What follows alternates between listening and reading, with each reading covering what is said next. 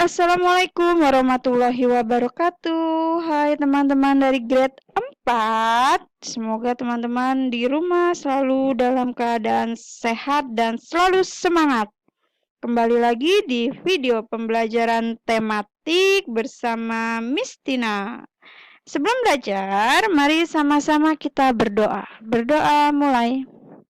A'udzubillahi minasyaitonirrajim. Bismillahirrahmanirrahim. Raditu billahi rabba wa bil islami dinna wa bi Muhammadin nabiyya wa rasulah. Rabbi zidni ilma warzuqni fahma. Semoga Allah hari ini menambahkan kepada kita semua ilmu yang bermanfaat dengan diberikan pengertian yang baik. Amin ya robbal alamin. Teman-teman, hari ini kita masih di tema 7, indahnya keragaman di negeriku, dan fokus pembelajaran kita hari ini yaitu IPS, ilmu pengetahuan sosial. Dan materi kita hari ini yaitu yang akan dipelajari yang pertama faktor keragaman. Kemarin di PPKN juga sudah disebutkan faktor keragaman. Yang kedua yaitu tentang keunikan rumah dan pakaian adat. Dan yang ketiga yaitu tentang keragaman kegiatan ekonomi. Sudah siap teman-teman? Sudah semangat? Oke, disimak ya. Let's go. Faktor penyebab keragaman yang terjadi di Indonesia. Di Indonesia itu terdapat banyak keragaman seperti suku, bahasa, agama, dan budaya. Nah, keragaman itu ada faktor yang membuatnya menjadi beraneka ragam. Yang pertama yaitu letak strategis wilayah Indonesia. Indonesia itu berada di tengah-tengah karena Indonesia terletak di antara dua benua dan dua samudra, yaitu benua Asia dan benua Australia serta Samudra Hindia dan Samudra Pasifik. Jadi letak Indonesia itu sangat strategis untuk lalu lintas perdagangan. Yang kedua, faktor penyebab keragaman yaitu kondisi negara kepulauan. Keadaan geografi Indonesia merupakan wilayah kepulauan yang terdiri dari 13.466 pulau. Banyak pulau di Indonesia menyebabkan penduduk yang menempati satu pulau atau sebagian dari suatu pulau tumbuh menjadi kesatuan suku bangsa. Yang ketiga, faktor penyebabnya yaitu perbedaan kondisi alam. Setiap pulau dibatasi oleh lautan. Selain itu, Indonesia juga merupakan negara vulkanis dengan banyak pegunungan. Jadi kondisi alamnya pun berbeda-beda. Yang keempat, faktor penyebabnya yaitu keadaan transportasi dan komunikasi. Sarana transportasi, kemajuan dan keterbatasan komunikasi mempengaruhi perbedaan masyarakat di Indonesia. Dan yang kelima, faktor penyebabnya yaitu penerimaan masyarakat terhadap perubahan. Penduduk atau masyarakat perkotaan itu relatif mudah menerima budaya asing atau budaya lain. Sedangkan masyarakat pedalaman sebagian besar masih sulit menerima sesuatu yang baru. Nah, keragaman suku bangsa itu juga berpengaruh terhadap bentuk rumah adat. Rumah adat umumnya dibangun menyesuaikan kondisi bentang alam wilayah yang ditempati. Nah, keragaman bentuk rumah adat itu mencerminkan kemampuan nenek moyang bangsa Indonesia sebagai arsitek andal. Apa itu rumah adat? Rumah adat adalah rumah khas suatu daerah yang bentuknya disesuaikan dengan kondisi lingkungan masyarakat setempat. Nah, dari masing-masing rumah adat, karena kita ada 34 provinsi, jadi ada 34 rumah adat, dan itu memiliki masing-masing keunikannya. Yuk sama-sama kita lihat keunikan dari rumah adat yang ada di Indonesia. Sebelumnya di tema 6 Mistina sudah menyebutkan rumah Honai. Nah, itu keunikannya apa? Dan sekarang kita lihat kembali. Yang pertama yaitu rumah adat Baileo, yaitu rumah adat dari Maluku Utara dengan keunikan tidak memiliki sekat dan dinding serta ukurannya besar dan tidak menggunakan paku. Yang kedua yaitu rumah adat Tambi. Rumah adat Tambi ini berasal dari Sulawesi Tengah. Keunikannya berbentuk prisma segitiga dan ukurannya relatif kecil. Anak tangga yang berjumlah ganjil bagi penghuni rakyat biasa dan yang berjumlah genap itu untuk ketua adatnya. Berikutnya yaitu, nah ini rumah Honai, kemarin sudah kita sebut juga. Dari mana teman-teman? Ya, dari Papua. Rumah Honai berbentuk bulat dan atapnya terbuat dari ilalang atau jerami yang berbentuk kerucut. Dan berikutnya yaitu rumah adat Tongkonan.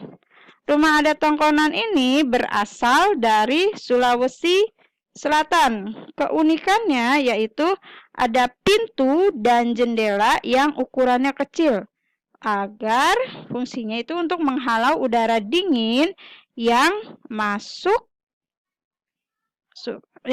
agar rumah lebih hangat.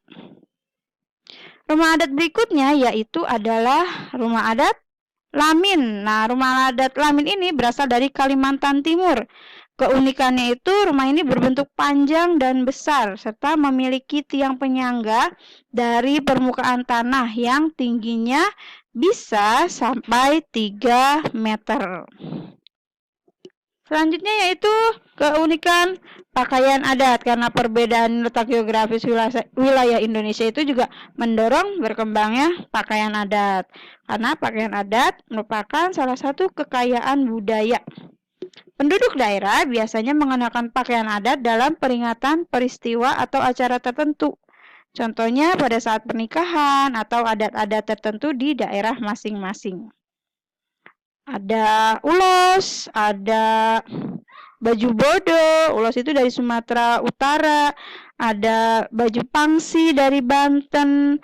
Ada baju bodo dari Sulawesi Selatan. Ada kebaya dari Jawa Barat dan Jawa Tengah, serta daerah istimewa Yogyakarta. Ada perang, yaitu dari Kalimantan Barat. Ada baju cele dari Maluku. Ada kulafi atau donggala itu dari Sulawesi Utara. Apa sih keunikannya?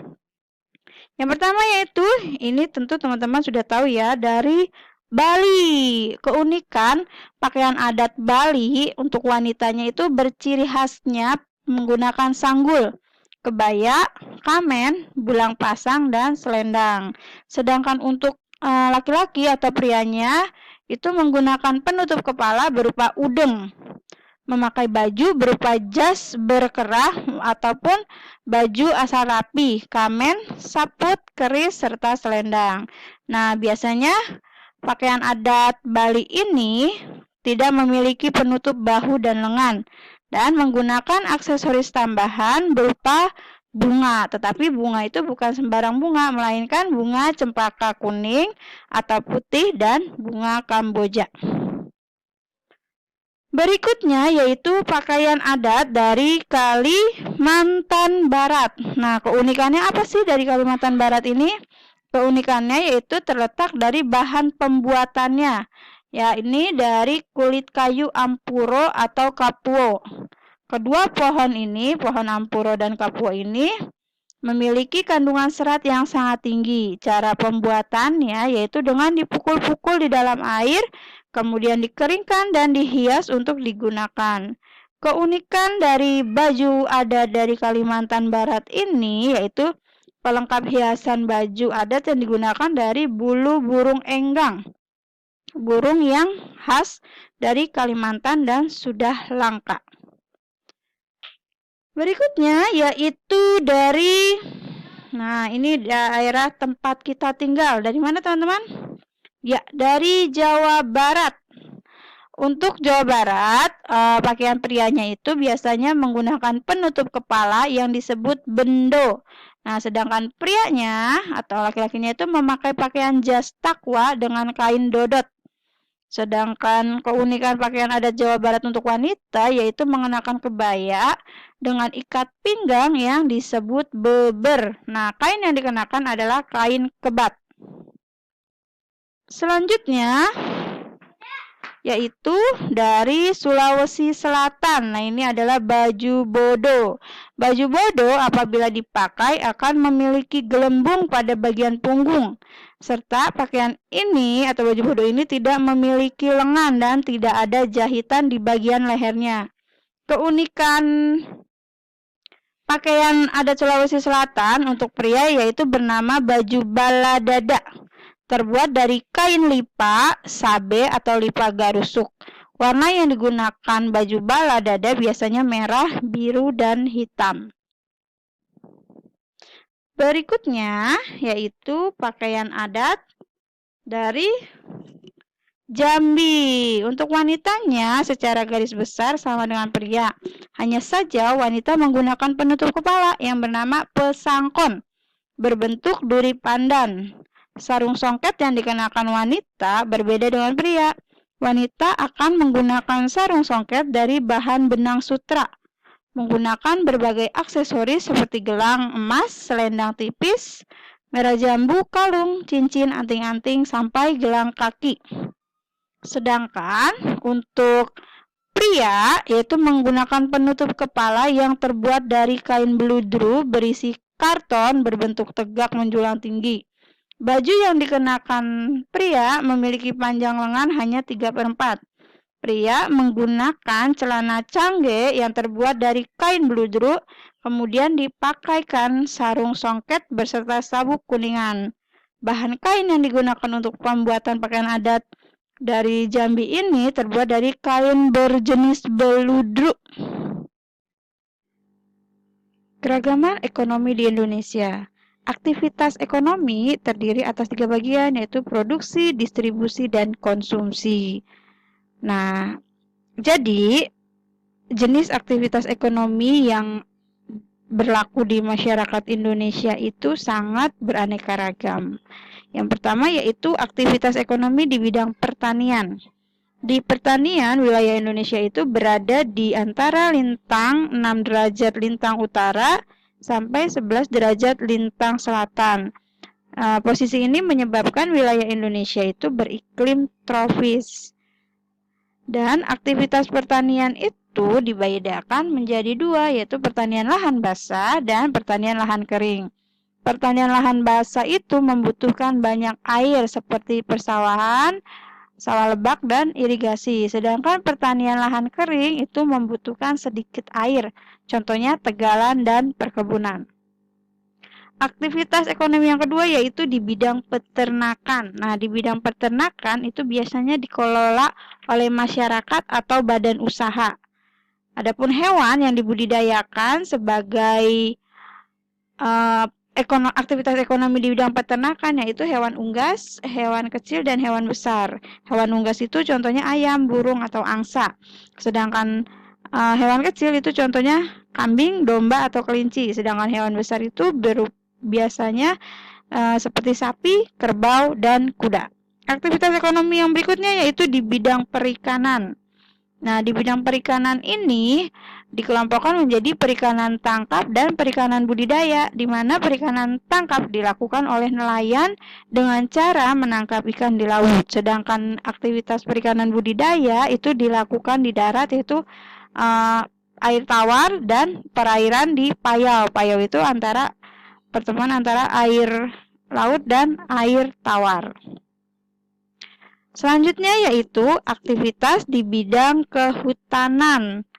Di bidang kehutanan pada dahulu kala itu Indonesia dijuluki sebagai karpet hijau karena hutan Indonesia tampak hijau terlihat dari udara. Dan potensi hasil hutan yang terdiri itu atas hutan kayu dan hasil hutan non-kayu. hutanan kayu itu contohnya seperti kina, karet, damar, dan sagu. Nah, Indonesia ini menjadi negara pengekspor kayu. Selanjutnya yaitu keragaman ekonomi di bidang pertambangan. Di wilayah Indonesia itu terdapat tambang migas dan non-migas. Migas itu minyak dan gas. Sedangkan non-migas itu berupa emas, perak, tembaga, batu bara, biji besi, nikel, aluminium, intan, pasir besi, dan bauksit. Aktivitas ekonomi berikutnya yaitu di bidang industri, yaitu usaha mengubah bahan mentah menjadi barang jadi. Contohnya ada industri tekstil, itu membuat pakaian. Selanjutnya yaitu aktivitas ekonomi di bidang perdagangan. Nah, aktivitas perdagangan biasanya dilakukan dengan perantara ataupun tanpa perantara. Biasanya produsen, yaitu orang yang memproduksi, bisa langsung menjual atau menyalurkan barangnya dengan jasa kepada konsumen. Jika ada perantara, produsen menggunakan perantara untuk menyalurkan barangnya. Apa kemarin teman-teman yang menyalurkan barang? Ya, distribusi untuk penyaluran barangnya, sedangkan distributor itu adalah orang yang menyalurkan barang. Keragaman ekonomi selanjutnya yaitu di bidang jasa. Aktivitas jasa itu kegiatan layanan kepada masyarakat dalam rangka memenuhi kebutuhan hidupnya. Aktivitas jasa itu berupa perbankan, kesehatan, pendidikan, konsultasi hukum, pariwisata. Oke itu dia teman-teman materi kita hari ini, yaitu tentang faktor penyebab keragaman, keunikan pakaian dan rumah adat di Indonesia, serta kegiatan ekonomi. Nah, tugas teman-teman adalah mencari keunikan rumah adat dan pakaian adat ayah atau bunda teman-teman ya. Jangan lupa diberi gambar dan dikerjakan di kertas. Nanti dikirimkan ke Miss Tina pada hari Senin ya. Dan tugas berikutnya yaitu menjawab pertanyaan yang Miss Tina berikan. Oke teman-teman, sekian untuk materi kita hari ini. Dibaca-baca kembali tentang keanekaragaman yang ada di Indonesia, seperti alat musiknya, senjatanya, ataupun rumah adat dan lain sebagainya. Terima kasih sudah menyimak video pembelajaran hari ini, dan jangan lupa untuk selalu melaksanakan 3M agar kita terhindar dari virus COVID-19, yaitu dengan cara memakai masker, mencuci tangan dengan sabun, dan menjaga jarak. Wassalamualaikum warahmatullahi wabarakatuh. Selalu semangat!